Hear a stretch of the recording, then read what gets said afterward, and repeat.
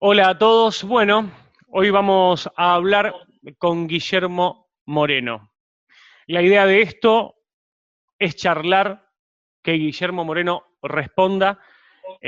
Acá hay, digamos, dos visiones quizás en algún punto diferentes del país y de la realidad. Quizás actualmente no tan diferentes, podemos coincidir en algunas cosas con Moreno. ¿Cómo le va, Guillermo? Un gusto. ¿Qué tal? ¿Cómo estás? Un placer conversar contigo y que juntos construyamos conocimiento. Si Muy es que bien. nos da el Piné para hacerlo desde ya. Sí, sí, se va a dar. Bueno, arranquemos con una sencilla. Su visión actual del gobierno. Mire, es un gobierno que se definió el presidente, el Poder Ejecutivo es unipersonal, como vos sabés. Sí. Se definió socialdemócrata, su Ujú. ministro de Economía dice que quiere una economía social de mercado. Eh, en algún reportaje que ha dado el presidente en un medio nacional ha dicho que los pueblos están discutiendo alrededor de la eternidad. Me sorprende, o sea, tengo miles de reuniones, nunca escuché a nadie querer compararse con un Dios que es eterno. Se lo había escuchado y leído a Durán Barba, pero solamente eso. En fin, eh, me sorprende los marcos conceptuales del presidente. Termina esto con que él no cree en los planes económicos o en los planes en general, Ujú. que a su vez él dice que es el discípulo más virtuoso, él mismo se considera así, de Kirchner, con lo cual cuando juntase estos dos elementos parece que la década ganada fue obra de la improvisación, porque lo contrario a no planificar es improvisar. Bien, esto lo he escuchado, pero no me imaginé que lo iba a escuchar del presidente, que no digo que trabajó todo el gobierno con nosotros, pero estuvo algunos años. Así que estoy un poco sorprendido sobre cómo razona el presidente. Y hablando del presidente y hablando de la vicepresidente, mucho se escribe y mucho se habla y mucha tinta va nadando durante este tiempo de la relación de Alberto Fernández y Cristina Fernández de Kirchner. Usted, que los conoce a los dos, ¿qué es esa relación? Mire, en términos personales la desconozco. En términos institucionales, la presidenta ni siquiera fuero tiene, porque el Poder Ejecutivo es unipersonal Ujú. y la vicepresidenta no hace parte del otro poder que es el Poder Legislativo, mucho menos el judicial. Por lo tanto, en el Poder Ejecutivo la lapicera la tiene el presidente. Él decide y su voluntad se expresa o verbalmente por instrucciones o escritas a través de las notas o decretos que saca. ¿Usted cree que Cristina no tiene ninguna decisión en el gobierno? Sí, eso es lo que en el Poder Ejecutivo no tengo duda. Después, políticamente, es Sí. la dirigente más importante del Partido Justicialista que conduce una fracción del mismo, digamos, ¿no? No Ujú. conduce la totalidad del peronismo, está claro que no conduce ni a Barrio Nuevo, ni a Moyano, ni a Schiaretti. ¿Eh? Claro. Es una fracción del peronismo, ella individualmente debe ser la dirigente política que más votos tiene en términos individuales en el total país, pero como claramente quedó demostrado cómo se armó la fórmula, ella la conformó, decidió ser vicepresidente y se corrió de las decisiones institucionales. Hablando un poquito del tema económico, yo a esto me hice un rayón así y puse desacuerdo más que acuerdo con los bonistas. ¿Y a qué voy con ese desacuerdo? A ver, durante el macrismo, actores ultra cristinistas, no sé si kirchneristas, cristinistas, decían no volvamos al fondo, cosa que ahora se va a volver. ¿Qué opina de este, bueno, pongamos entre comillas, acuerdo con los bonistas? Que todos salieron a festejar, perdón, y no sé si hay mucho para festejar. Mire, primero eso de volver o no volver al fondo, vamos a aclarar. Ujú. Desde la revolución fusiladora del 55, desde Previch, que incorporó a la Argentina al Fondo Monetario Internacional a los 2 o 3 meses de producirse el cambio de gobierno, O sea, que desde el 55 nunca más se fue la Argentina del fondo. Yo no sé qué es volver al fondo. Ese es un error conceptual. Una cosa es irse del fondo y otra cosa es que el fondo sea un acreedor del país. Si irse del fondo es que no le debes plata al fondo, bueno, es una manera muy rara de irse, porque estás, tu director, que no es solo director de la Argentina, sino también de Uruguay y Paraguay, está sentado ahí, se designa por decreto del Poder Ejecutivo, y lo designó Kirchner, lo decidió Cristina, lo designó Duhalde, o sea que nunca más nos fuimos del fondo, ni siquiera en el 74 cuando fue presidente general Perón. Del 55 para acá, nunca nos fuimos del fondo. Pero supongamos que es no pedirle plata al fondo. Bueno, ya se la pidió Macri, como era obvio que iba a pasar. Todos ya sabíamos allá para el 17. De hecho, yo escribí un artículo en Infobae el 8 de diciembre del 17, lo pueden leer, diciendo, mire, esto no tiene alternativa, acababa de ganar las elecciones de medio término Macri, pero ya estaba cantado para dónde íbamos. Y bueno, para ahí fuimos. Con respecto al arreglo con los acreedores externos, mire, ¿a qué llamamos acreedores externos? La llamamos deudas en dólares que la tienen personas físicas o jurídicas que no residen en la Argentina, o sea, no residentes. Mire, las deudas están para pagarse. Nadie educa a sus niños, a sus nietos, diciendo, mire, tomen deuda y no la paguen. Las deudas están para pagarse. El problema en el peronismo nunca fue la discusión si se paga o no se paga una deuda. La discusión es quién pone la plata. Entonces, acá el problema es quién va a poner la plata. Si la ponen 1000 familias o la ponen 10 millones de familias, que es el pueblo argentino. Al pueblo argentino ya no le pueden sacar más nada porque lo exprimieron como un limón. Te quedan 1000 familias, que son las terratenientes, las dueñas de las grandes extensiones de la Pampa Húmeda, que este año, sin trabajar, se van a llevar 7.000 millones de dólares. Bueno, me parece que es en el único lugar donde uno puede recurrir para encontrar un excedente para honrar los compromisos. Entonces, el problema no es se paga o no se paga, es, muchacho, la plata la ponen 10 millones de familias y va a ser imposible, o la ponen 1000 familias y es posible. Y ese es el debate. Y me parece que es el debate que se va a venir en las próximas semanas. Sobre todo cuando clarifiquen quién va a poner la plata. Claro. Hay una pequeña cosita. Kicillof, durante una entrevista con Canosa, habló de la deuda que ellos le habían dejado al macrismo. Y después, el tema de las 10 familias. ¿No cree que... De las 1000 familias, perdón, de las 1000 familias. ¿Usted no cree que también, que se podría hablar de las riquezas, pero a ver, acá a los que mejor les va es al sector político que le pide, y al sector sindical, que le pide siempre un esfuerzo al pueblo, pero ahora no se bajaron los sueldos ni asesores ni para dar un gesto. Aunque muchos me digan, eso no cambia nada, ni para hacer un pequeño gesto. Bien, la pregunta de Kicillof y Canosa, sí. No termino de comprender la pregunta. ¿Cuál sería Cuando la pregunta? Canosa le preguntó cuánto era la deuda que le había dejado, Kicillof habló de 200 millones, 200.000 millones.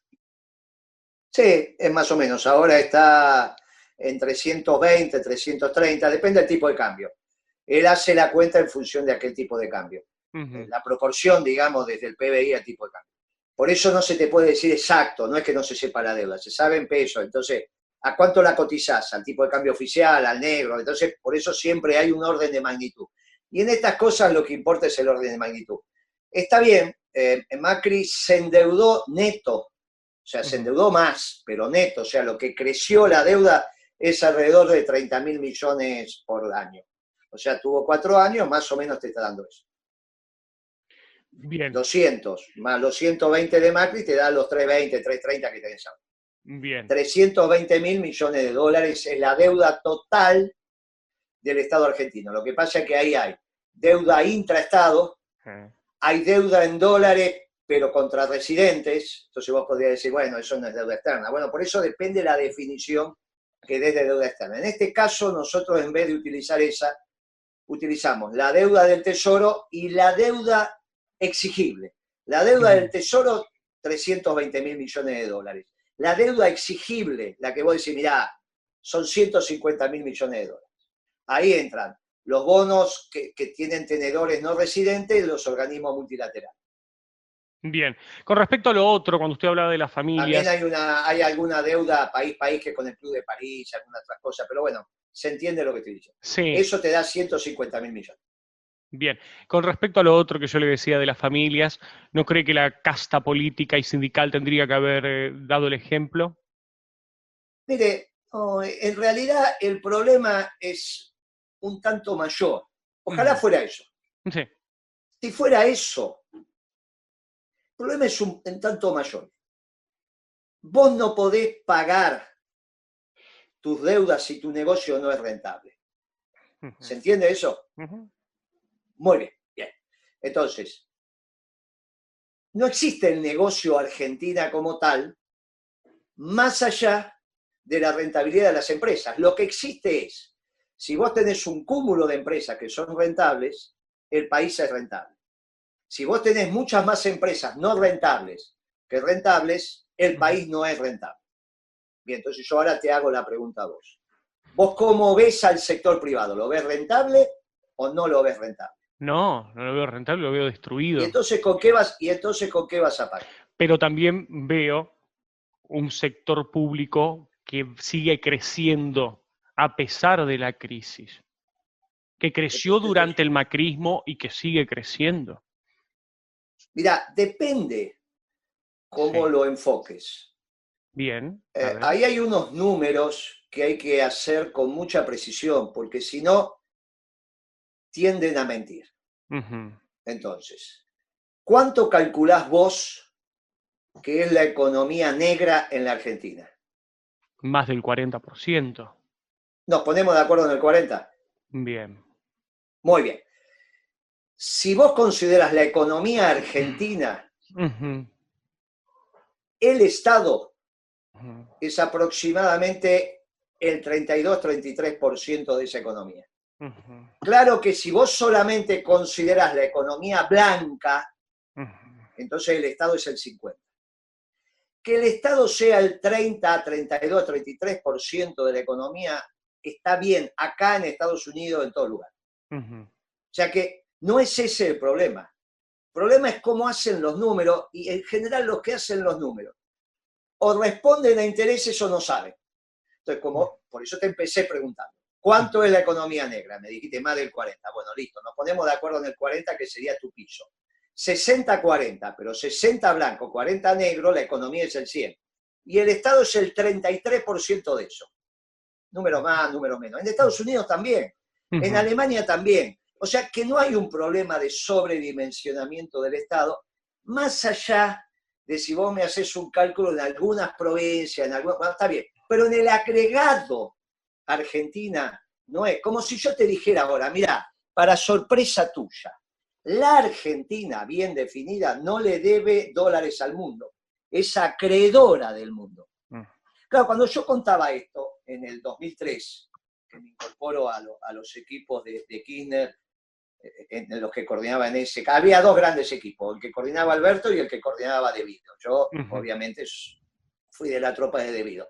Cuando yo explicaba, incluso en el 2003, que la Argentina no era deudora del mundo, me miraban, ¿pero cómo? ¿Y esta deuda? Digo, mire, la Argentina no es solo el sector público, la Argentina es la suma de lo público y lo privado. La Argentina no le debe al mundo. Por lo tanto, lo que nos debemos los argentinos es una organización de la Argentina, que yo pretendo que sea peronista. En la medida en que es peronista, yo te aseguro que todo va a funcionar armónicamente, porque la Argentina no le debe al mundo, el sector público le debe, pero el sector privado es acreedor del mundo. Bueno, ahora no, desde hace más de 25 años que pasa esto. Bien, tenemos que ordenar, como acreedores te estoy diciendo, el proceso de dolarización de los ahorros empezó. Yo, por eso te digo, mira, es un problema de orden. Por eso yo con el mundo no tengo que caracterizarlo bien, porque para ahí tengo que llevar el portaaviones a Argentina. Pero una vez que caracterice bien, El mundo es el mundo. Yo con las deudas hay que pagarlas, con los acreedores habría que haber arreglado en un mes, 45 días más tardar, no era necesario toda esta historia, tanta tontería, que va, que venía. Era muy fácil. Lo difícil era, en todo caso, no para mí, pero evidentemente para Alberto, ¿quién va a poner la plata? Y la puede poner el único que tiene negocios rentables. Y hoy, la Argentina, en el único lugar que es rentable, es en la Pampa Húmeda, no hay más negocios rentables que ahí. Y ahí vos tenés 4 actores fundamentales para tener negocios rentables, en la Pampa Húmeda, porque ya las economías regionales está complicado, como bien me lo dijiste vos, que las empresas no son rentables. Los trabajadores, al margen de que trabajen, peones rurales, veterinarios, ingeniero agrónomo.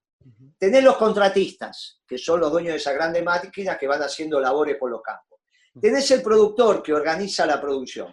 Y después tenés un cuarto hombre, que es el propietario de la tierra, de un bien que no se amortiza, que se lleva 1/3 de la producción. Este año se van a llevar 2020, 7.000 millones de dólares, 1.000 familias. Es absolutamente ridículo. Ahí tenés, en los propietarios de la tierra, no en los productores, no en los contratistas, mucho menos los trabajadores, los que tienen que poner el dinero. Esa discusión es la que tenés que dar y tenés que tomar las decisiones técnicas, que cuáles son los derechos de exportación como corresponden y la ley de alquileres.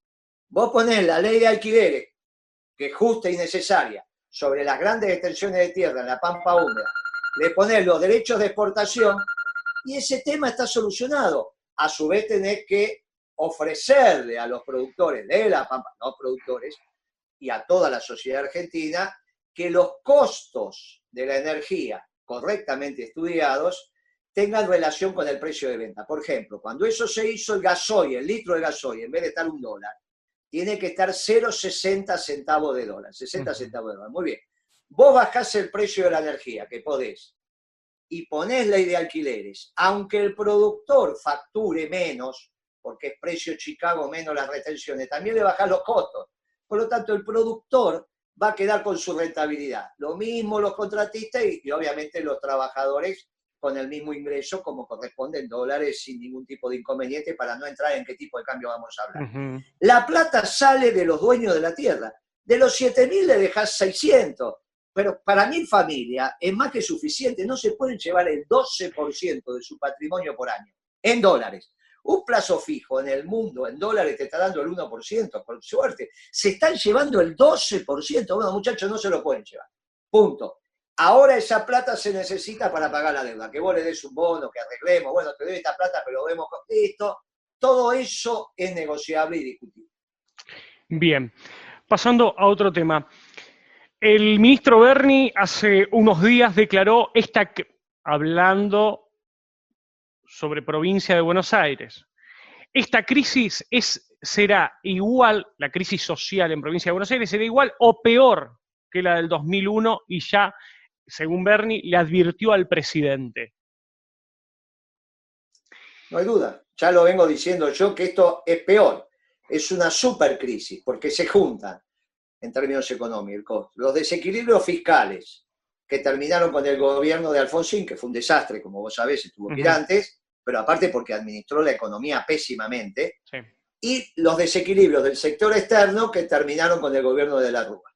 Bueno, si se juntan en el mismo tiempo y lugar 2 crisis que terminaron con 2 gobiernos, imagínate cómo estamos. Así que coincido con Berni, no hay ninguna duda. Bien. ¿Cómo ve, hablando justamente de Berni, se sabe que Berni tiene un partido político, ¿usted cómo ve el futuro de Berni? Quizás es hablar un poco la nebulosa. A mí me encantaría de ministro de Salud. Bien. Cambiando de tema. Alberto, para usted, ¿es peronista? No, te lo contesté en la primera pregunta cuando te dije, él se define socialdemócrata, ¿no? Te lo contesté. Sí, pero bueno, sí, no tengo problema, pero a ver. A ver, la pregunta sería, ¿usted qué siente cuando ese socialdemócrata canta la marcha peronista? No la canta. Yo no lo vi, no lo escuché. Hace 30 años que la conozco. Bueno, yo hace 30 años que lo conozco, Alberto. Bueno. Y cuando hacíamos los actos, él decía, no, no la canté, no la canté. Acá el capitán ni te cuento. No, cualquier compañero te lo puede decir. Bien. Él dice que se motiva con los videos de Alfonsín, no lo escuchaste. Sí. Bueno, imagínate, se motiva con los videos de Alfonsín un sábado a la noche. Conclusión, los sábados a la noche duerme siempre solo. Bueno. ¿Sabés quién es el único que la pasa bien en Oliva? En la Quinta de Olivos, ¿sabés quién? Y Dylan. Es porque ese cuando le ponen los videos de Alfonsín se va. Imagínate, bueno, ese no vuelve más. A ese departamento de 2 ambientes no vuelve más. Bueno. El día que Alberto se vaya, se esconde por ahí y se queda a vivir en Oliva. Bueno, pero un departamento... Era un departamento muy lindo. ¿Quién no quiere tener un amigo que nos preste un departamento en Puerto Madero? De 2 ambientes, con un perro de ese tamaño. Pero nene, escúchame, te ocupa todo el departamento. Salvo que tenga un departamento de 300 metros cuadrados, un coli en un departamento de 2 ambientes, olvídate. Te llena de pelo, es un desastre. Se nota que nunca no sos perrero vos. No. Se nota, claro. Yo tengo 3, así que imagínate, y los tengo, imagínate tener un coli en un departamento de 2 ambientes. Pero olvídate. Bueno, ante esta crisis, y que muchos economistas dicen, la piña se la van a dar, ¿usted cree que va a tener que reestructurarse el peronismo? Porque, a ver, paréntesis, creo que va a ser la primera vez que un gobierno peronista enfrente una crisis de esta magnitud, y como dicen algunos, sin caja, hacer política sin caja, como dicen algunos. Pero es que no es peronista. El presidente dice que es un gobierno de coalición, y él dice que es socialdemócrata. Bueno. Ricardo Alfonsín dice que la política económica es radical. Bueno, no es peronista. En todo caso, se darán la piña este gobierno de coalición, los socialdemócratas, qué sé yo, Alfonsín, no lo sé. Pero el peronismo no tenemos. Yo por eso le presentamos un programa económico hace 60 días. Alfonsín dice que esto es radical. Bueno, mira, cuando la gente siente que la economía parece radical, se pone el casco. Y hasta duerme con casco, que es un lío bárbaro. Vos no sabés lo que es dormir con casco porque no hiciste la colimba. Pero yo que la hice, te digo que te queda la cabeza horrible. Y la gente está durmiendo con casco porque Ricardo Alfonsín hizo esa declaración. Para que la gente se saque el casco, yo le presentamos con un grupo de economistas un plan económico peronista. Bueno, la verdad que ahí está, no contestó esta boca, bueno, listo, será radical entonces. Así que si esto fracasa, si no cambia, fracasa para Alberto Fernández, y no tiene mucho tiempo, si no cambia, fracasa, no fracasa el peronismo. ¿Cómo que tiene, cuánto tiempo le da a usted, según su análisis? Vos le estás pidiendo a un dirigente político, un analista, yo tengo una disciplina social, la anécdota, el tiempo y la hora. Yo sí te digo, mira, ¿cuándo terminó el plan de convertibilidad para vos? Vos me decís, bueno, el 19, 20 de diciembre lo mismo. Bueno, para mí ya había terminado 6 meses antes. Y entonces, la realidad es esta. O, te lo voy a decir, nosotros, en nuestro grupo de economistas, hacía ya un par de años que veníamos diciendo esto está liquidado. Ahora, la anécdota en términos del plan de convertibilidad. Ahora, la anécdota se la tenés que pedir a alguien que pide la bola de cristal. La anécdota, yo te digo, terminó la convertibilidad el 20 de diciembre, o el 3 de marzo, o el 2 de octubre de 2 meses antes. Mirá, en términos de ciclo económico es lo mismo. Para la familia no es lo mismo, pero la realidad es que para el país 2 meses antes, 3 días después, no cambia tu análisis, que es lo que estamos haciendo ahora. Sí. La anécdota no me la pidas porque eso no te lo puedo decir. Bien. Bueno. Sería incorrecto. Es como UNICEF, que ayer o antes de ayer sacó una declaración diciendo, el año que viene va a haber el 62.30 de chicos pobres. Yo digo, pero estos son fabulosos. Con decimales te dan la pobreza de los niños. Alberto Fernández dice que no planifica nada, que improvisa todo, pero UNICEF sabe cuánto va a ser la pobreza de los chicos. ¿No te parece extraordinario? ¿No te parece hasta ridículo que digan esas cosas? Bueno, no me pida que te diga la anécdota. Yo pretendo, desde mi humildad, decirte, mirá, este es el proceso. Ahora, el día, yo no te lo puedo decir. Bien, hablando de crisis... Igual te digo, estate preparado, ¿eh? ¿Vas a misa vos? No, no ¿Vas soy. a misa? No. ¿Usted dice que empiece a ir? Bueno, no, si no sos creyente, primero hace tu proceso, o sea, sos un tipo inteligente, podés Pero en una de las lecturas es, estate siempre preparado, porque ¿cuándo vuelve Jesucristo a juzgar a los vivos y a los muertos? Bueno, nadie lo sabe. Pero entonces, ¿qué te dice el Evangelio? Estate preparado. Por las dudas, por eso no peques, etcétera. Entonces yo te digo a vos, estate preparado. No sé cuándo vas, pero estate preparado. Eso fue lo que quise decir. Bien. No que vayas a misa, eso es una responsabilidad tuya. Sí. Incluso Bueno, yo creo que si vos volvés al espíritu religioso, vas a entrar desde la racionalidad. Vas a llegar a Dios desde la racionalidad. Ya ahora, después vas a entrar en los dogmas de fe. bien. Y vas a ir a misa todos los días porque los conversos, y son igual que los marxistas, ¿viste? Cuando los marxistas se hacen liberales, pero son los más liberales que hay. No son los más liberales que hay. Es el caso de Roque Fernández. Vos sabías que Roque Fernández, el que reemplazó a Cavallo, Sí. había sido militante del partido de la TERS, que era el peor de aquella época. Y después mira cómo se hizo liberal. Moreno, hablando del tema de crisis, hace muy pocos días, hace un par de semanas, se salió la noticia, además noticias, un rumor, pero tampoco lo salieron a desmentir, que el intendente de Pilar, Federico de Achával, ya le dijo a Alberto, yo no vine para esto, así no puedo gobernar, el año que viene se buscan a otro. Estamos hablando de un intendente, provincia de Buenos Aires.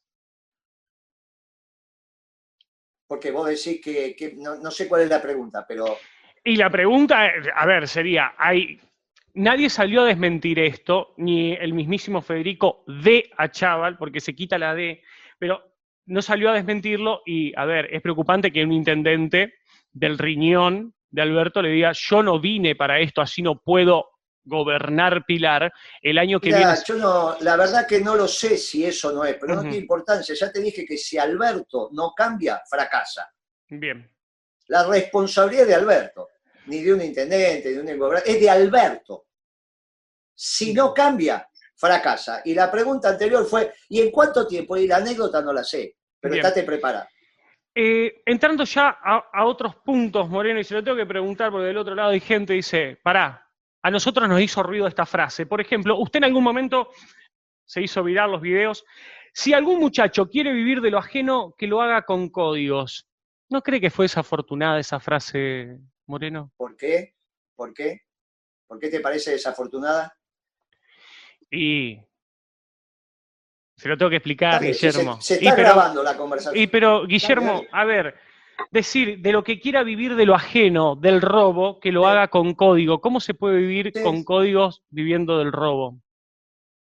Ah, vos decís que los ladrones no tienen código. Hay ladrones con código y hay ladrones sin código. ¿Cómo sería?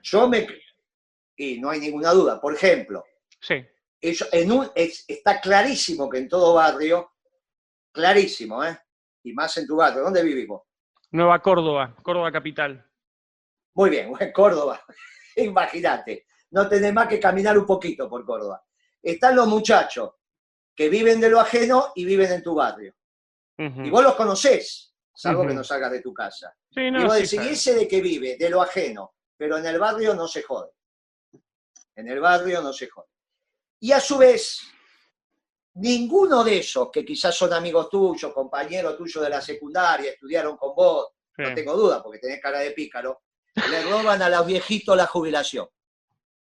Porque eso ya ni siquiera es robar. Un gil que agarra a una señora y la arrastra con una bicicleta. Es conocido Angelos. ¿Vos te acordás de Angelos? Sí. ¿Y vos te acordás de la famosa mafia cordobesa? Sí. Muy bien, ¿quién la conducía? Bien, y fue candidato a presidente. Ahora, había un esquema, porque que el presidente se plantee que nunca va a haber nadie que viva de lo ajeno, es solo en la comunidad organizada, y ese es el final del camino. En el tránsito vos tenés delitos que le corresponden a la policía. Sí. ¿Cuáles son? Sí. La de los ladrones con código.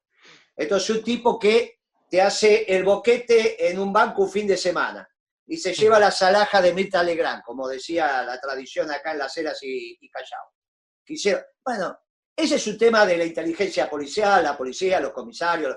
Ahora hay un delito que es el que le molesta a la gente, que es el que hoy tenemos vigente, que abusan de los viejos, abusan de los niños, le roban, pero ¿cómo le van a robar a un padre que está con su niño? Pero ¿cómo va? Pero eso no es ni robar. Eso no es ni robar. Entonces, de eso se tiene que ocupar el presidente. Por eso yo te dije que Bernie sería un extraordinario ministro de salud. El presidente tiene que cuidar a su pueblo. Y de esos delitos que le molestan a la gente, se ocupa el presidente. Por lo tanto, muchachos, vos y tu grupito se dedican a vivir de lo ajeno.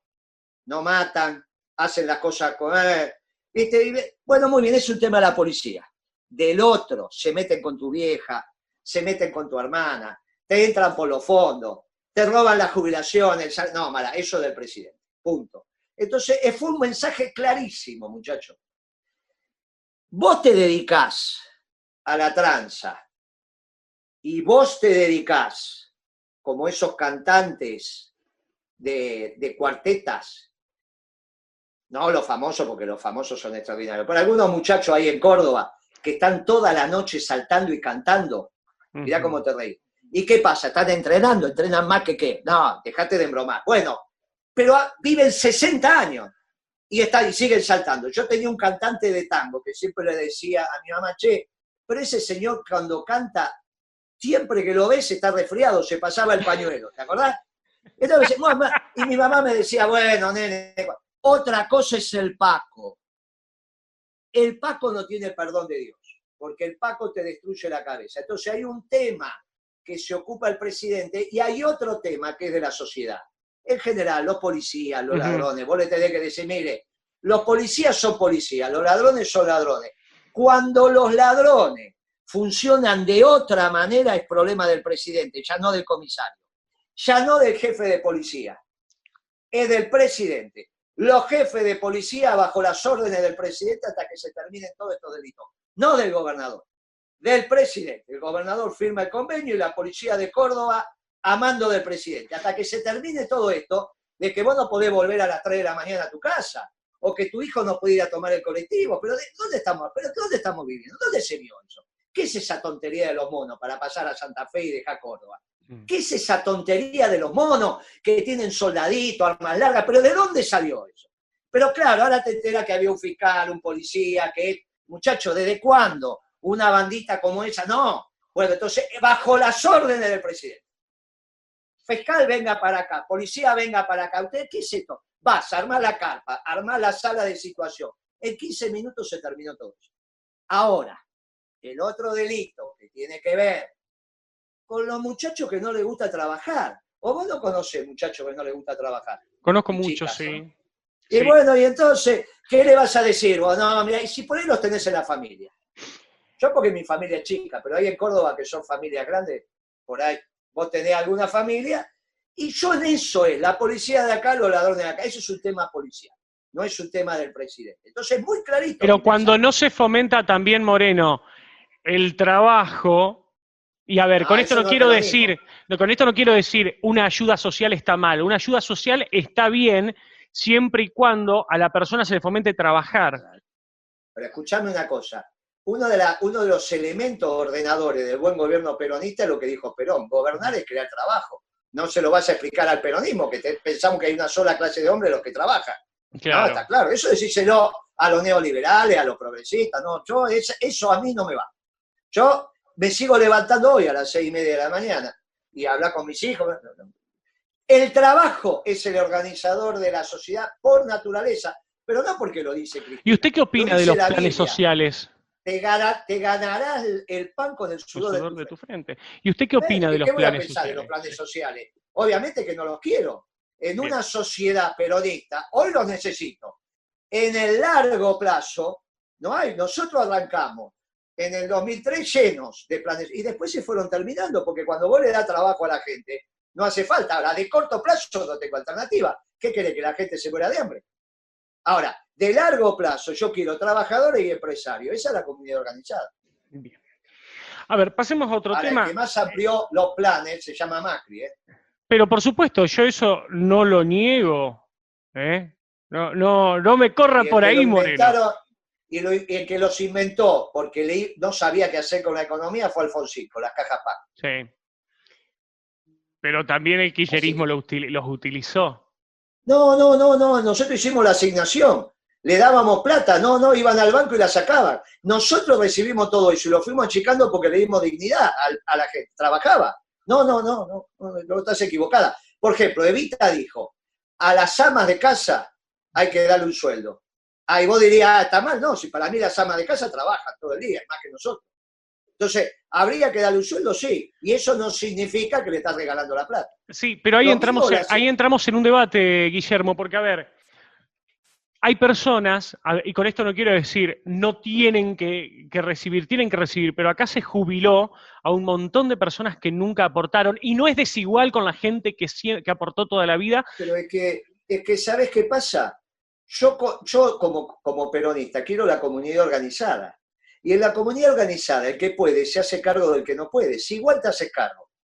Es ridículo que me decís. Vos decís que una persona que no aportó, que la matamos, le decimos te morís. No estoy diciendo eso. ¿Y qué estás diciendo? Estoy diciendo que en la historia de esa persona, que muchos hablan del Estado presente, ahí el Estado no la cuidó y por eso no tiene aporte. Y después el otro que trabajó toda la vida se termina haciendo cargo y lo pone... ¿Pero y qué querés? Si acá pasó Videla, ¿vos te pensás que Videla cuidaba a la gente o la torturaba y la masacraba? ¿Pero, qué me estás diciendo? Bombardearon la Plaza de Mayo con los peronistas abajo. ¿Qué me estás diciendo? Los radicales bombardearon la Plaza de Mayo.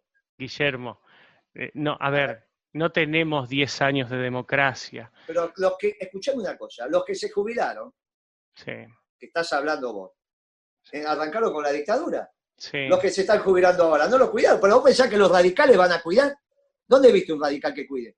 Pero durante los gobiernos radicales el peronismo tuvo mayoría en las cámaras. ¿Mayoría de qué?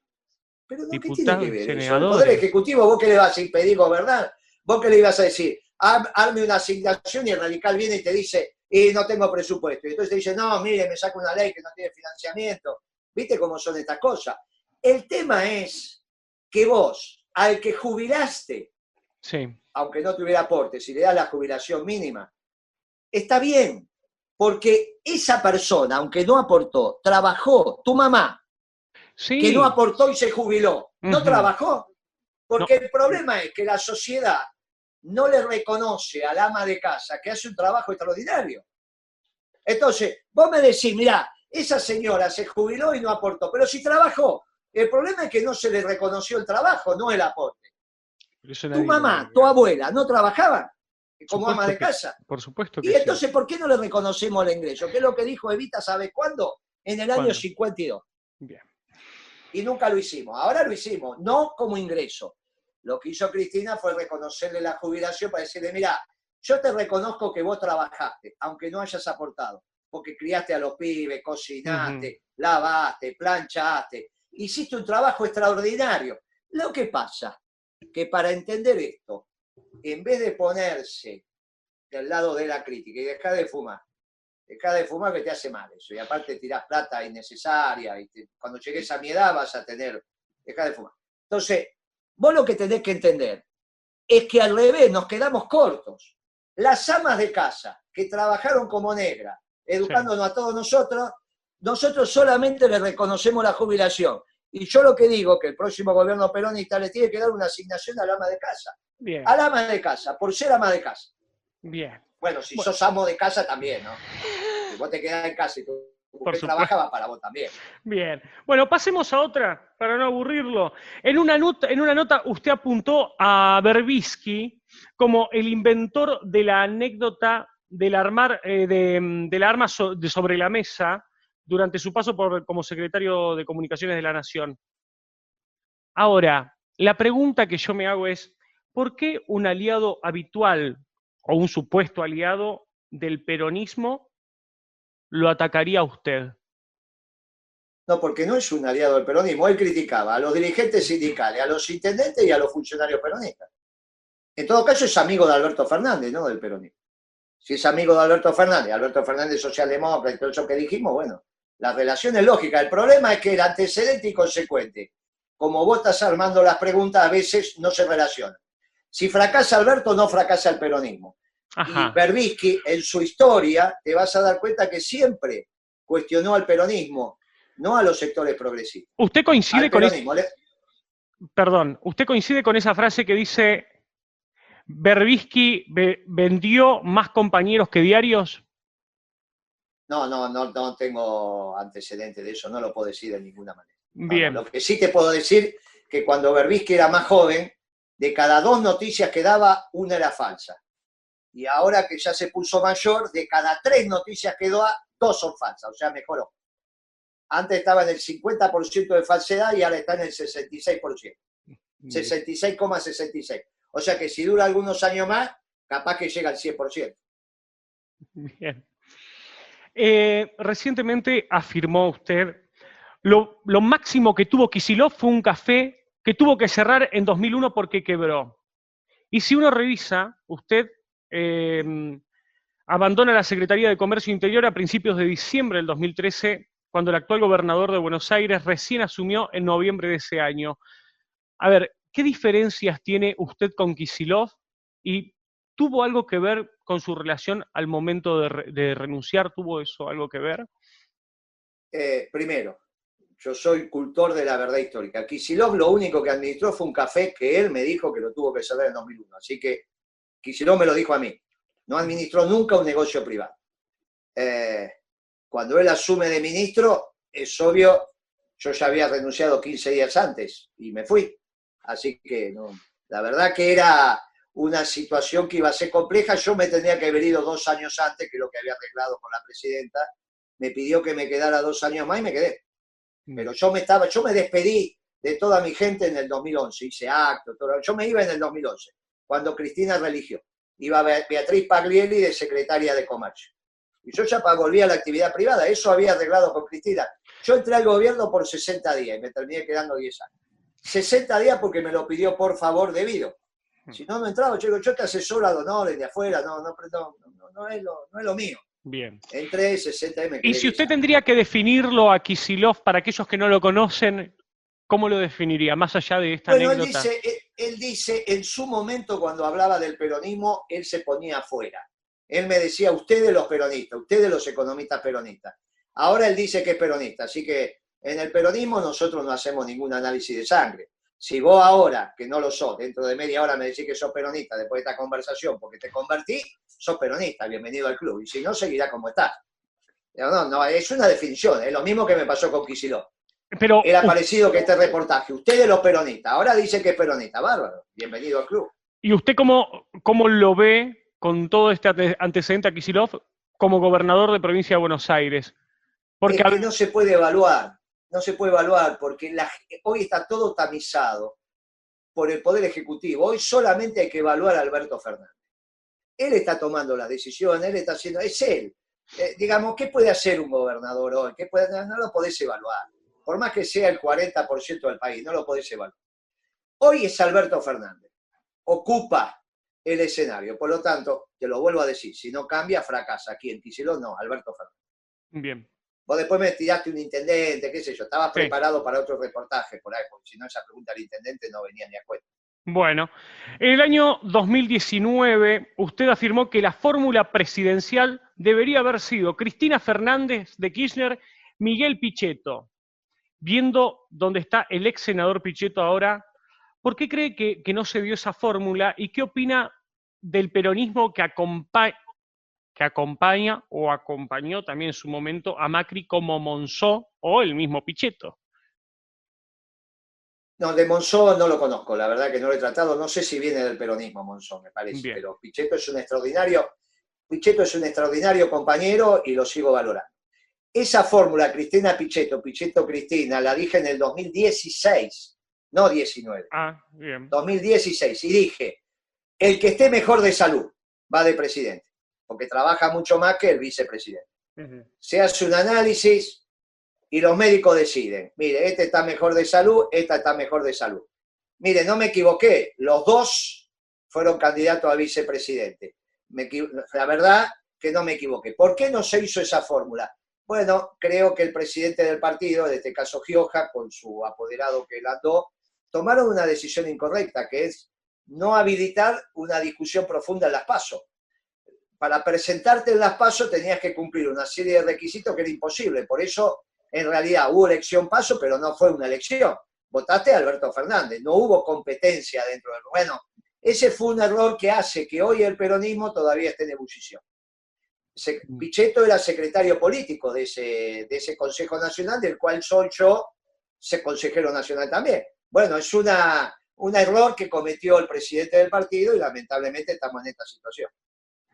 Pero bueno, esperemos que en algún momento nos volvamos a juntar todos los peronistas. Bien, pasemos un poquito por Roma. Usted estuvo muy cerca a Bergoglio.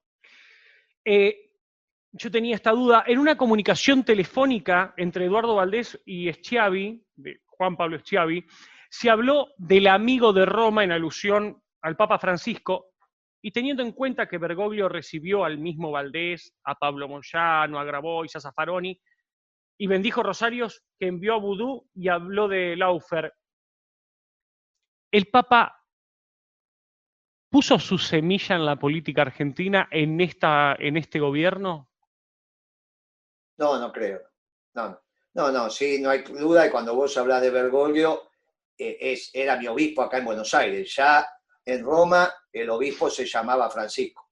Bien.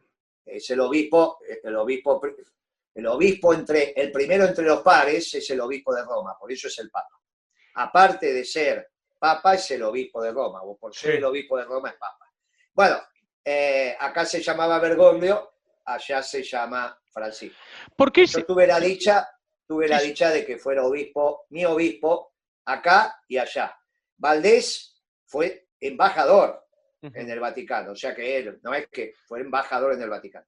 De esa conversación que vos decís, yo no tengo certeza, porque son conversaciones mal habidas.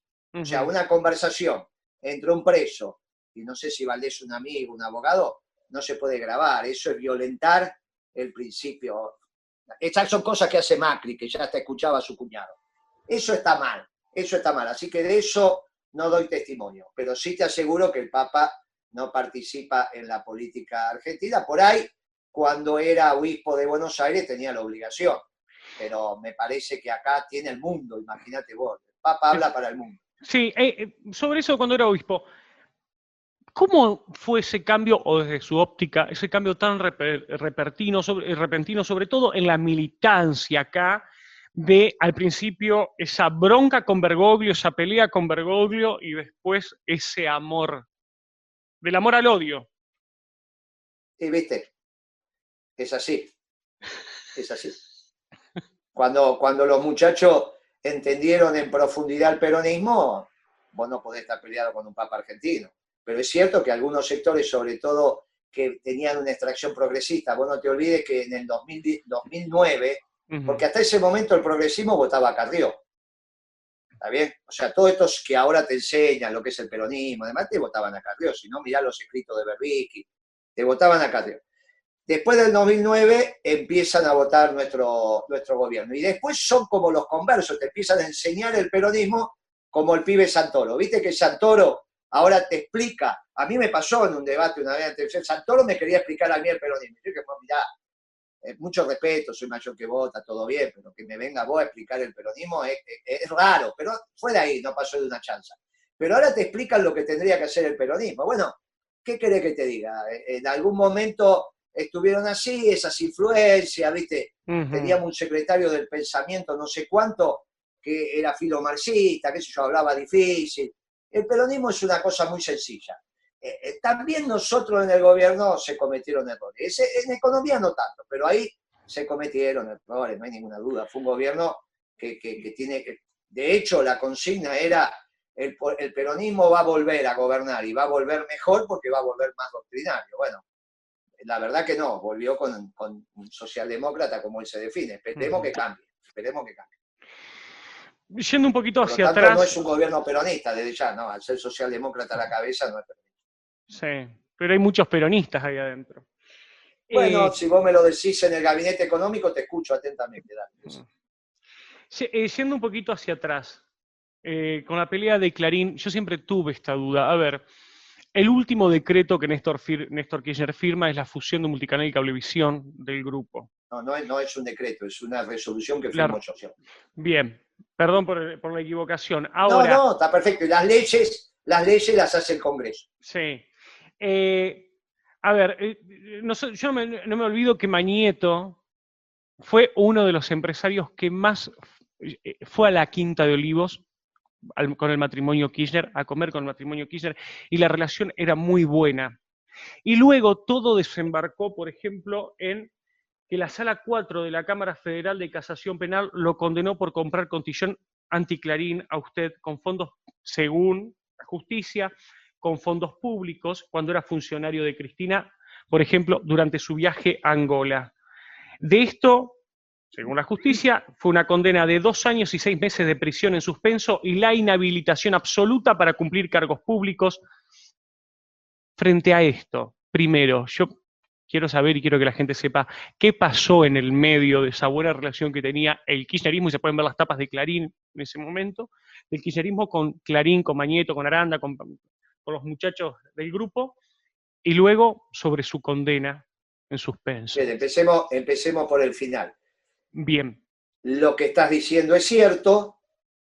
Ahora yo te pregunto a vos, los fiscales en ese juicio, ¿qué dijeron? 5 fiscales. Empecemos del principio, ¿qué sabes? Bueno, que fue condenado y que está en suspenso y que fue inhabilitado con inhabilitación absoluta para cumplir cargos públicos. ¿De dónde? Decime la fuente de eso, jovencito. Hay que esmerarse un poco más. Vos no podés tomar fuente de fuentes. Bueno, pero la fuente es la justicia, Guillermo. No. Por eso te pregunto si fuiste a la justicia. Por eso te pregunté qué dice el expediente y me dijiste, te pregunté la fuente. Y me acabas de decir que no es la justicia. No me cambies la historia. No. Me dijiste, la fuente, Clarín. Vamos por parte. Sí. Esto es información que fue publicada en los medios. La fuente es la justicia. ¿No es la justicia? Yo te pregunté a vos cuál es tu fuente. Tu fuente. Bien. Bueno. ¿Cuál es tu fuente? Las publicaciones de los medios de comunicación. Muy bien. Entonces, listo. Ahí es el problema. Las fuentes de fuentes, sino ir siempre al origen. Porque entre el origen y lo que se publica, quizás no sea. No, por supuesto. Por eso le estoy preguntando. Bien. No, está mal. Tenés que hacer la pregunta desde el origen. Vos tendrías que, porque los expedientes son públicos y todo eso está, pero es un esfuerzo. En vez de entrar en internet y ver las noticias, hay que ir al origen. Entonces, ¿qué te hubieses enterado en el origen? ¿Qué te hubieses enterado? Vos me tendrías que haber preguntado, dígame, Moreno, ¿por qué en ese juicio 5 fiscales, que es la justicia también, dijeron que usted no cometió delito? 5 fiscales, ¿eh? El último fue Moldes. Moldes. El fiscal Moldes. Fiscal de Cámara. Sí. Bien. Todo el Ministerio Público Fiscal, que es el que tiene que acusar. Vos sabés cómo funciona la justicia. Hay un abogado que es acusador, que se llama fiscal, que representa al Estado. Y del otro lado tenés el abogado defensor que te representa al reo, que en este caso soy yo. Bien. El fiscal que tiene la obligación de acusar, 5 fiscales, no 1, 5, en las distintas alzadas, dijeron que no había delito. Incluso el fiscal que tendría que haber acusado en ese juicio. Entonces te pregunto, si el fiscal no acusó, cuando el juez le dice al fiscal, ¿cuál es el delito que cometió Moreno? En el tribunal. Por eso es muy interesante, este juicio se está estudiando en la Facultad de Derecho. Eso no lo tenés por qué saber. Pero este juicio se está estudiando. Porque cuando el tribunal le pregunta, al primero que le da la palabra es al fiscal, para acusar. El fiscal del juicio, que es el quinto fiscal, dijo, no hay delito para la fiscalía. El reo no cometió ningún delito. Ahí obviamente aplaudieron los que estaban. Sí. Era la hinchada, obviamente. Había 20 personas de la hinchada, aplaudieron. Entonces, ¿quién acusó? Porque si el fiscal se retira y vos necesitas a alguien que acuse, ¿quién acusó? Porque los jueces no acusan. Pero, a ver, Moreno, porque yo ya entiendo cómo va, que después me termina, o sea, usted va por los rincones para terminar encerrándome. Yo lo que quiero preguntarle es muy simple. ¿Cómo está esa situación? Pero es muy simple lo que te contesto. ¿Cómo no? Decime una cosa. Si el fiscal dice que no hay delito y soy condenado, ¿quién me acusó? ¿Quién? ¿Clarín lo acusó? Claro, el abogado que estaba ahí era el abogado de Mañeto. Entonces hubo un juicio bajo el mandato de Macri, cuyo primer testimonio, por eso es muy importante ir a los expedientes. ¿Sabe quién fue la primer testigo? ¿Quién Que fue? presentó el abogado acusador de Mañeto, Patricia Bullrich, ministra de Seguridad. Estuvo 3 horas declarando en el juicio. Entonces le preguntaban, ¿usted qué puede decir del reo? Que me tiraba globos. ¿Y qué decían esos globos? Clarín miente. ¿Y usted qué hizo con el globo? Y lo agarré y lo puse al lado de la banca. ¿Y qué más tiraba? Y tiraba alfajores. ¿Y qué hizo con los alfajores? Y fue tan larga la sesión, porque usted sabe lo que hablaba Cristina, porque eso fue un 1 de marzo. Fue tan larga la sesión que al final me dio hambre y me los comí. Bueno, todos se rieron. Pero ese es el juicio, no te rías, ese es el juicio. Del otro lado está Mañeto y de este lado está Moreno.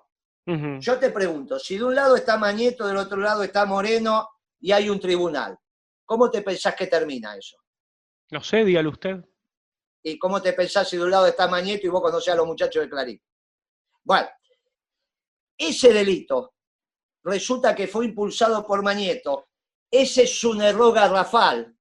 Y entonces eso está en la Corte para su decisión. Ahora, a vos no te va, no hay ninguna posibilidad que no sepas que en ese tipo de delito Clarín tiene una impronta muy particular, porque tenemos algún temita.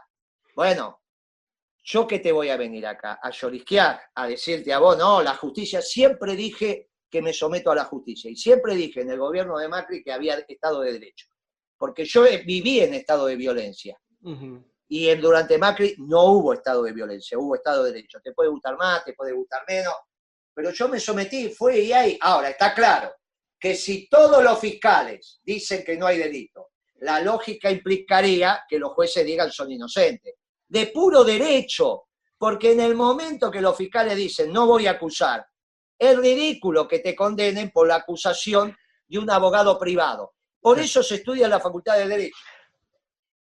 Vos fijate cómo lo que te estoy diciendo, ese juicio se transmitió en vivo, todo el tiempo está en internet. Vos podés mirar todas las secuencias del juicio, que duró como 6 meses, y hubieses escuchado a Patricia Bullrich decir lo que te acabo de decir, porque eso fue filmado. Pero, a ver,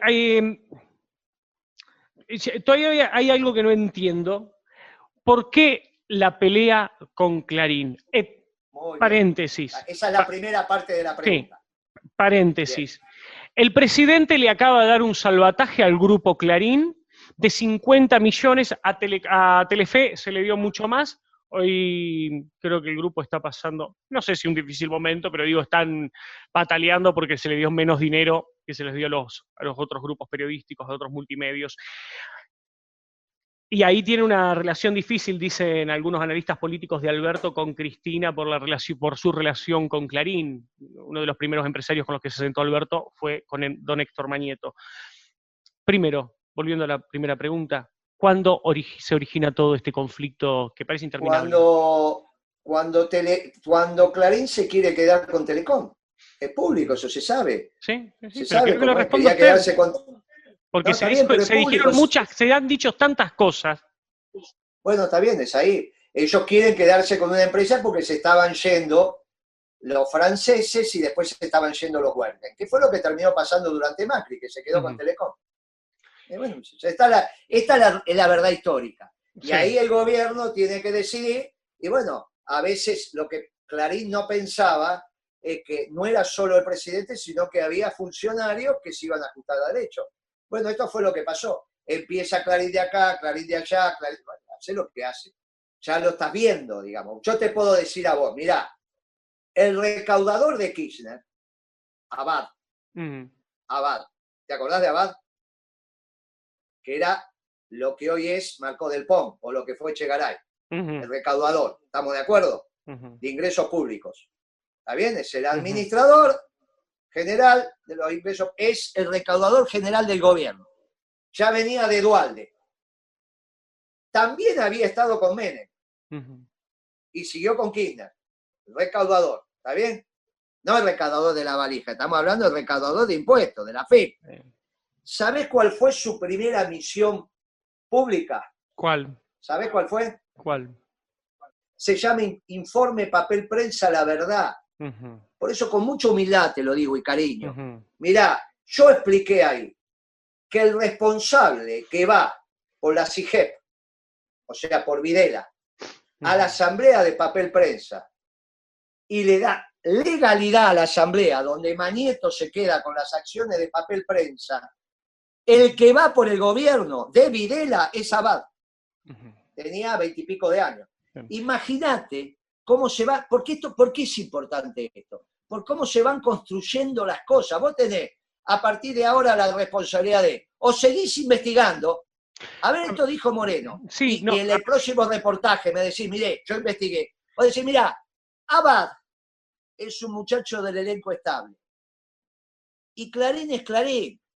Sí, a ver, acá, yo no, a ver, que no se malentienda, yo no defiendo a Clarín. ¿Sabe lo que me pasa con el tema de la pelea Clarín políticos por lo general? Es que digo, sí, Clarín es todo eso que dicen y seguramente es más de lo que se habla. Ahora, hay una realidad. Si Clarín creció como creció, también fue porque el sector político o una gran parte del sector político se lo permitió. Por ejemplo, la ley Clarín. Puede ser, sí, no te estoy diciendo que no. ¿Por qué te pensás que Alberto Fernández fue jefe de la campaña de Duhalde? ¿Sabías eso vos? Sí. Bueno, era un muchacho que es sub 40 en esa época. Duhalde tenía alrededor... Bueno, son cosas que se van armando, no hay duda. Pero yo no me quejo de esto, porque son las reglas del juego.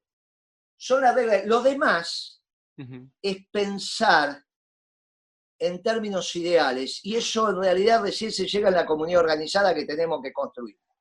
Y eso no se construye desde la competencia, se construye desde la solidaridad. Ahora, lo que sí uno puede exigir, humildemente lo digo, es que cuando vamos a un reportaje de este nivel de profundidad, porque vas a tener la oportunidad de tener muchísimos de estos reportajes, vos tenés 60 años más de vida, 50 y pico. Bueno, hay que ir desde el origen. No que la fuente sea un medio, porque lo que se escribe, vos le estás dando validez a lo que se escribe. En el caso del juicio de Clarín, ya te lo expliqué. La pelea con Clarín es muy clara. Clarín pide Telecom y encima lo pide a su manera. Bueno, y del otro lado le dijeron, y bueno, ahí empieza una situación muy compleja, que está claro. De este lado ni siquiera había que hacerla pública, porque de esos tenés todos los días, como tienen los fiscales, tienen los jueces, todo el mundo las tiene. Te aviso que me estoy quedando sin batería por si se corta. Perfecto. Todo el mundo las tiene, el mundo las tiene. Perfecto. Para finalizar, lo último. ¿Se sintió solo en alguna ocasión durante el gobierno de Cristina Fernández de Kirchner? Y, a ver, su relación con la vicepresidente, y esto viene a colación de una frase que dijo ella en el año 2016 de: me imagino lo que puede ser un equipo económico encabezado por Guillermo Moreno.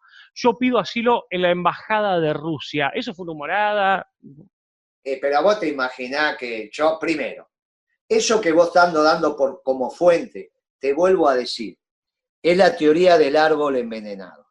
Vos tenés que ser prudente con eso. Si vos tenés una confesión bajo tortura, ¿también la decís? Vos no te podés meter en las conversaciones entre privados, esos son delitos que hacía Macri.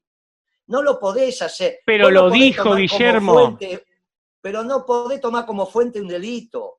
Está mal. Estás educando mal. Bien, ahora te contesto. Pero se escuchó. Pero es que a eso voy. Yo no niego que haya sido un delito, no. Pero primero tenés que pedir perdón por la fuente. Mire, Moreno, discúlpeme. Voy a tomar la fuente de un delincuente que se cometió en un delito, pero saquemos eso, que son delincuentes, que eso, al margen de eso. Eso que dijo Cristina, lo dijo, mirá, yo creo que sí, porque la voz era de Cristina y del otro lado estaba Parrilli. Es la primera vez, él lo dijo, no, mirá, La verdad que no me molesta, ni me sentí ofendido, ni me molestó. Vos sabés las cosas que en privado se pueden decir. Después en público es otra cosa. Pero ella pensaba que era en privado, no en público, si no lo hubiese... Entonces, esto es muy importante. La teoría del árbol envenenado es que una declaración bajo tortura no es declaración.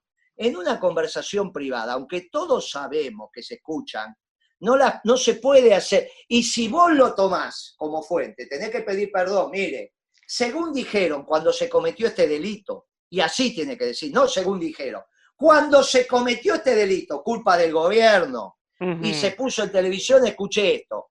Ah, ¿qué escuchaste esto? Bueno, muy bien, sí, para mí es verdad. Ahora, no me molesta, no me da, me pareció, no tengo ningún inconveniente. Yo, ¿sabés las cosas que yo que sé que han dicho? Pero escúchame, la única que no habló mal de mí fue mi santa madre. Y no sé, yo no le escuchaba las conversaciones. Pero vos sabés lo que puede estar diciendo tu novia de vos en este momento.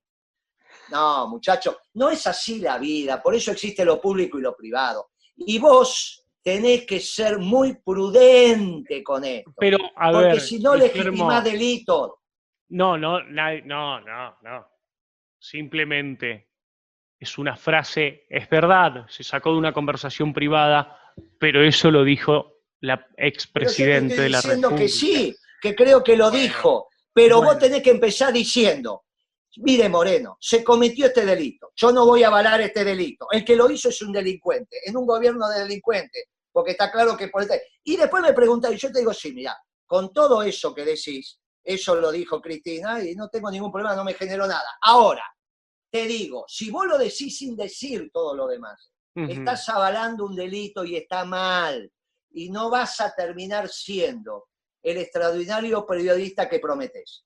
Entonces vos ya te llevas dos tareas. Primero, no tomar fuente de fuente. Segundo, cuando hay delito lo tenés que decir. Y Bien. si no, bueno, serás uno más de los que están ahí, de los periodistas, viste, que son kiosqueros. Pero vos no sos un kiosquero. No. Moreno, ¿Quiénes son los periodistas kiosqueros? No sé, no, yo no hago periodismo de periodistas, Guillermo. Para finalizar, a mí siempre me quedó de usted... Preguntame quiénes son los periodistas kiosqueros. Porque yo los No me conozco. gusta, pero es que a mí no me gusta No, hacer pero periodismo de ¿sabés por qué periodismo. los conozco? No, pero no es periodismo. Estás preguntando, ¿sabés por qué? Porque te venían a pedir la pauta. Si no hablo Sí, mal y de también, vos. pero a ver, Guillermo, eso también pasó durante el gobierno de Macri. A ver, Roberto Navarro yendo a golpear para pedir pauta oficial. O sea, hay de los dos lados. Sí, y si Navarro es lo mismo que la nata. No, Compraron los dos. no, Compraron los dos en el mismo piso, intelectualmente Miami. Jorge es superior.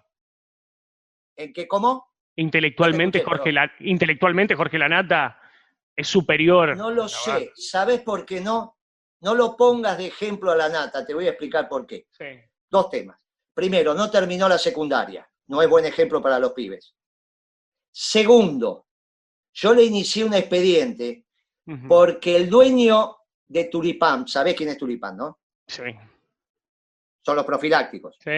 Los Tulipán. Bueno, la nata a Tulipán y a Premium, que es el de el Tulipán, los extorsionaba diciéndole, si no me dan pauta, mañana empiezo a decir que sus profilácticos están todos pinchados.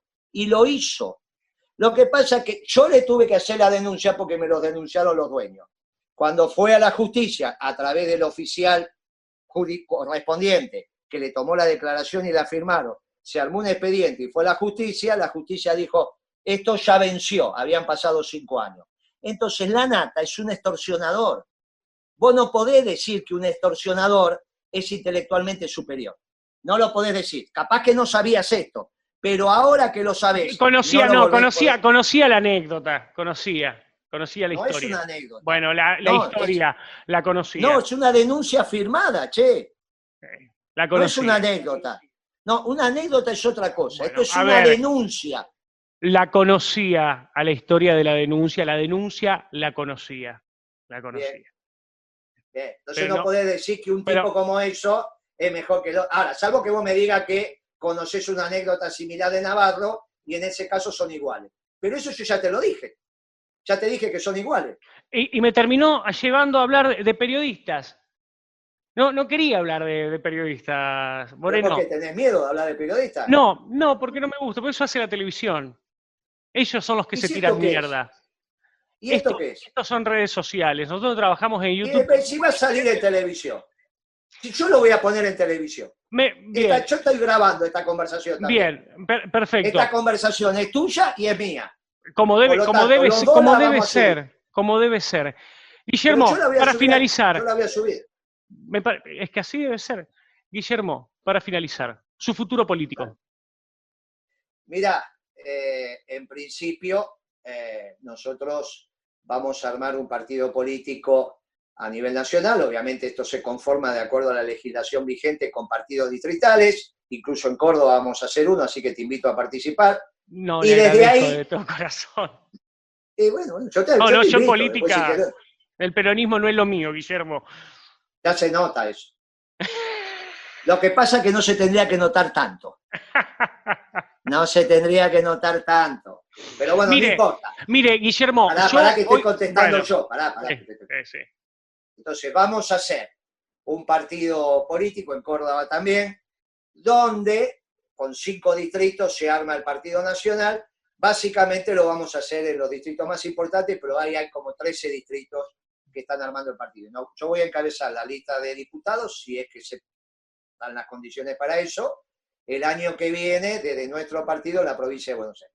Bien. Respeto a muchos dirigentes. ¿Qué es lo tuyo? El peronismo no es lo tuyo. ¿Qué es lo tuyo? Marxista no sos tampoco. No. Le voy a responder. Respeto a muchos dirigentes peronistas. Mire, le voy a comentar algo. A muchos dirigentes de la oposición nosotros lo hemos contactado para entrevistas y nos han destratado. Y a pesar de que yo tengo mis grandes diferencias con usted nos concedió esta entrevista, así que eso se lo agradezco.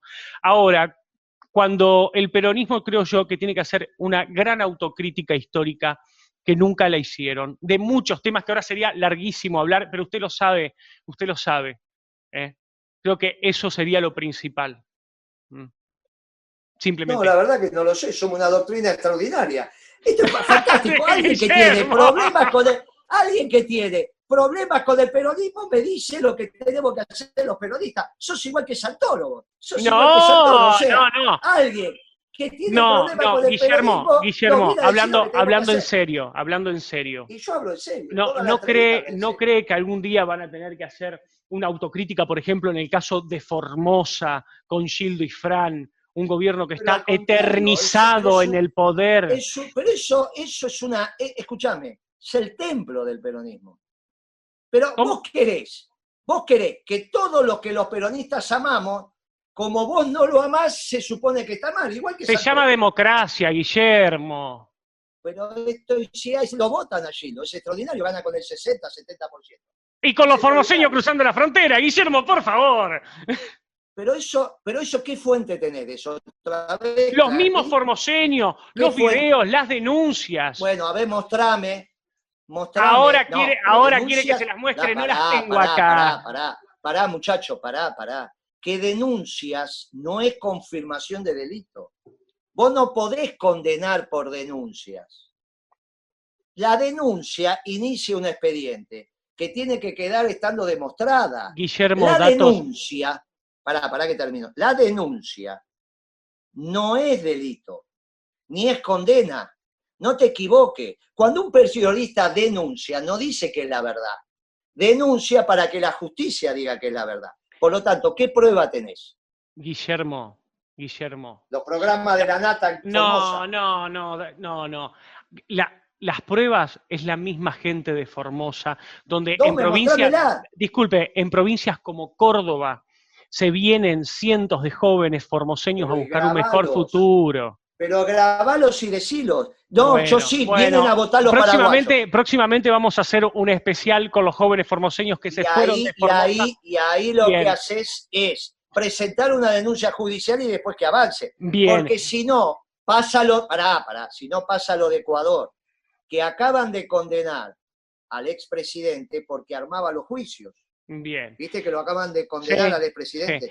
Y Concordia, Uribe. por ejemplo, Guillermo, datos del Pero INDEC, escúchame, una de las lo ciudades más acaban de pobres del meter, país. lo acaban de meter preso a Uribe, porque la Corte Suprema de Colombia demostró que armaba los juicios. Por lo tanto, tiene que haber condena. Después que hagas eso, tenés que ir a la justicia y que se demuestre. Si no, investigación y denuncia no es condena. Imagínate que venga ahora una chica y diga, ese flaco me hizo acoso, y sos vos. Yo digo, oh, le di la entrevista a este. Bueno, no es así. Bueno. No es así. No es así. Guillermo, la ciudad de Concordia en Entre Ríos, desde el retorno a la democracia, es gobernada por el peronismo. Todos los gobernadores de Entre Ríos salen de Concordia. Es la ciudad más pobre del país. ¿Dónde está la justicia social ahí, Guillermo? La verdad que no es cierto lo que decís. En nuestro gobierno no fue así. Aumentaron los planes sociales masivamente. Vamos de vuelta. No hay trabajo privado. En nuestro gobierno. Sí, en su gobierno, Guillermo. Buscá las estadísticas y te vas a fijar que no. Bueno, Buscá las estadísticas. Invito públicamente a la gente a que busque las estadísticas. Muy bien, por eso decís cosas. No ahora, digo no me terminás cosas. Me estás diciendo lo que no sos, no me decís lo que sos. Dale que me quedo sin batería. No. Pero no te podés definir como, escuchame, no te podés definir por lo negativo. En este momento, yo soy periodista y estoy preguntando. Pero entonces ¿por qué te definís como? Nos juntamos a tomar No, Guillermo, pero ¿por qué decís que con el peronismo tenés problemas si sos periodista? Tendría que haber dicho por la misma historia, Guillermo. Empezando por la quema de iglesias, Guillermo. Pero si siendo peronista, pero escuchame una cosa. Si vos, siendo periodista, no podés decir lo que sos, ¿por qué podés decir lo que no sos? Porque la gente que me sigue, Guillermo, ya sabe lo que soy. Bueno, yo no, decime, dale. Bueno, lo invito a ver mis informes y videos y de cuántas veces he hablado. La verdad, Guillermo, la verdad, para no quitarle más tiempo, fue un placer la entrevista, más allá de las diferencias y todo. Es un buen espadachín. Para mí fue un gusto y espero que en algún futuro la podamos repetir. Hagamos otra de estas. Yo calculo, sos un pibe joven y sos cordobés, que eso ya es, ¿viste? ¿Qué tiene con los cordobeses, Guillermo? Nada. Yo no soy cordobés, soy entrerriano. Me vine a Córdoba escapando de la pobreza de Entre Ríos. Casi todos mis colaboradores son cordobeses, así que imagínate. Bien. Los valoro enormemente. Pero sos cordobés, ya te estás ahí. Por eso calculo que no antes de 5 entrevistas te voy a hacer firmar la ficha de afiliación. Esta es la primera, me faltan 4 más. Te mando un abrazo y gracias por la entrevista. Nos vemos, un placer, Guillermo. Un placer, viejo, hasta luego.